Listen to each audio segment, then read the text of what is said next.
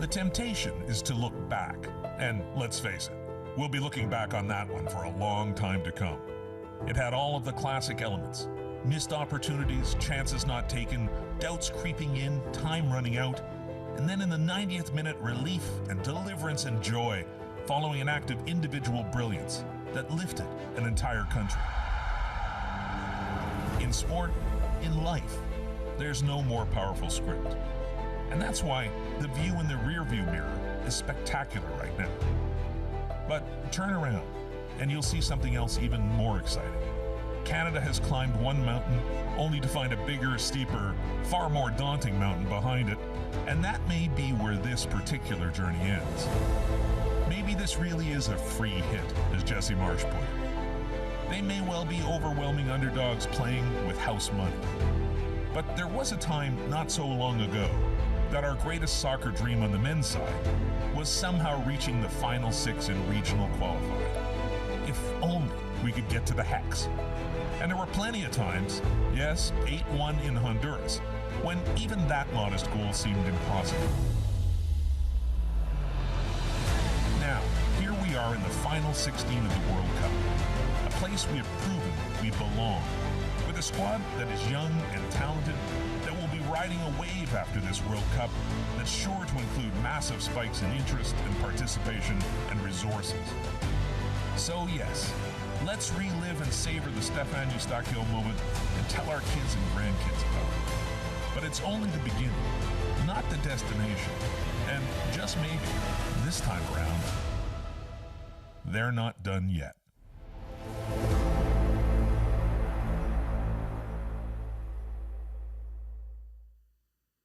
All right, and let's bring in Stephen Brunt, who put together that brilliant essay for us here on Bet365 for the win. And this has been a conversation ever since they qualified now for the round of 16. And Jesse Marsh saying what you also mentioned in that essay, free hit, perhaps, house money. And a lot of people are saying, don't say that, you go out and try to win. And others are saying, yeah, he's right, because no one expected them to make the round of 16. So where are you on that? I mean, do you think people should be dreaming big for the quarterfinal, or just really happy that there's still a game being played on July 4th? Well, and maybe a bit of both, right? Like dreaming big, there's nothing wrong with dreaming big. And I think this team is dreaming big. I don't think any of those players are conceding and saying, hey, we're done, and isn't it great to be here? We're just happy to be here. I don't think that's the attitude they're going to go into this match with. And, to a degree, Jesse's saying that, it's a little bit like, look, not that it's going to throw Morocco off in any way, but it's what you say, right? Where are we? We're just happy, and it's great. And I think they're going to come out on the front foot, and they're going to try and win this match. The odds are stacked against them. That's a great side that they're playing. It's one of the best sides in the world. They're in the last four in the last World Cup, the greatest African team ever, probably, and potentially a threat to win this World Cup. So I think it can be both. I think it's great to be in the last 16 in the World Cup. My God, I can't believe I'm saying that. And yeah, kind of, we can be realistic. It's fine to be realistic, but when that match kicks off, I want them to play to win, and I think they will play to win. Who knows, right? Who knows? Well, and if there's anything we do know when it comes to Jesse Marsh, is oftentimes he'll say things to us. Perhaps a little decoy, a little throw us off the scent, and he says something else to his team. But that piece also resonates in a way, because it wasn't that long ago. It was just 4 years ago that everyone said Canada wasn't even supposed to qualify for 2022. I think people forget that. Like, the expectation, to your point, was, oh my goodness, are they even going to be able to beat Haiti and make the final 8, make that Hex, and then they end up winning it? Like, it's incredible. But it wasn't that long ago that they weren't even expected to make 2022. The goal was to always prepare for 2026. Having said that, you should always want more and always push, but that's because the goalposts move depending on your success. And I guess that leads me to my next question, because you also said in that piece, it's just the beginning. What did you mean by that? Well, I think I think we can confidently look ahead here. And you're right. Look, 2022 was amazing, and the qualification for 2022 was amazing. And I think any of us who kind of hoped and dreamed through that was an amazing qualifying campaign. Look how different this squad is than that one, though, and how much change has happened, and how much new blood has entered the squad since 2022. youth and talent, dual nationals who've chosen to play for Canada. Like we're in a different space than we were even 4 years ago. And I know like qualification was automatic this time. They didn't have to go through qualifying. But I think what's happened here, like the success that Canada has had in this tournament, and yeah, look, they've beaten the teams they should beat. Like, let's be honest, but you can only play who they put in front of you.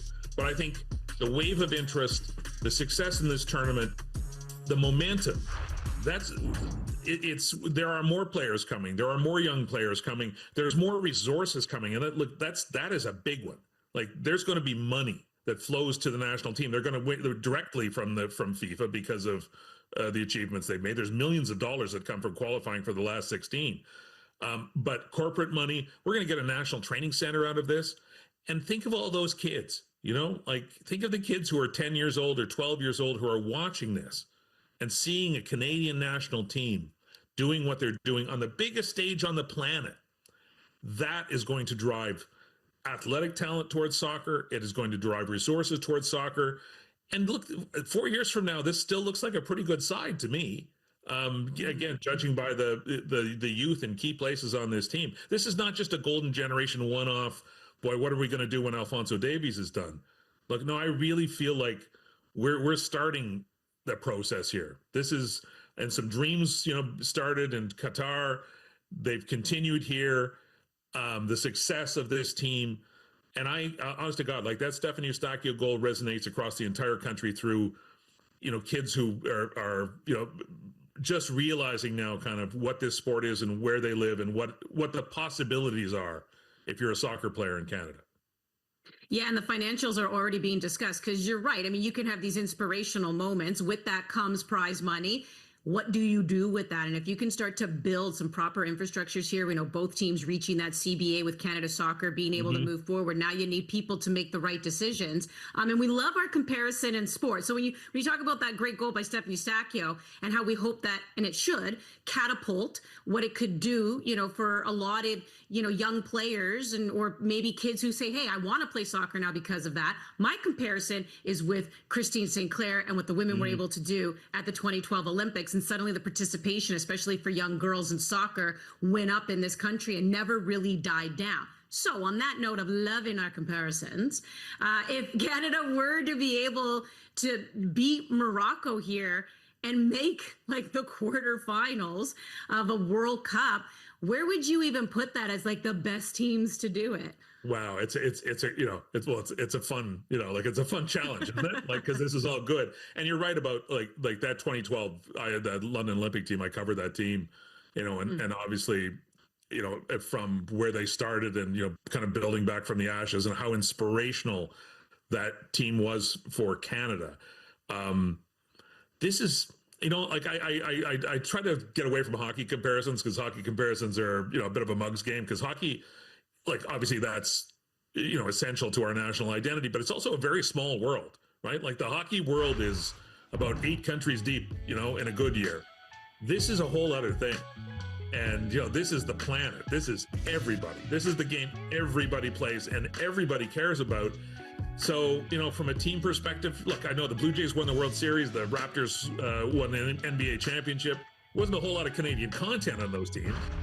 So, it's kind of like Donovan Bailey winning the 100 meters at the Olympics, right? And again, we're not winning. I'm not talking about winning the World Cup this year. I don't, that would be great. But I think it's depth of field matters, right?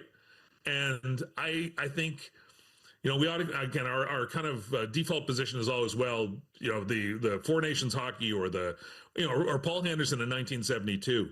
This is a different scale.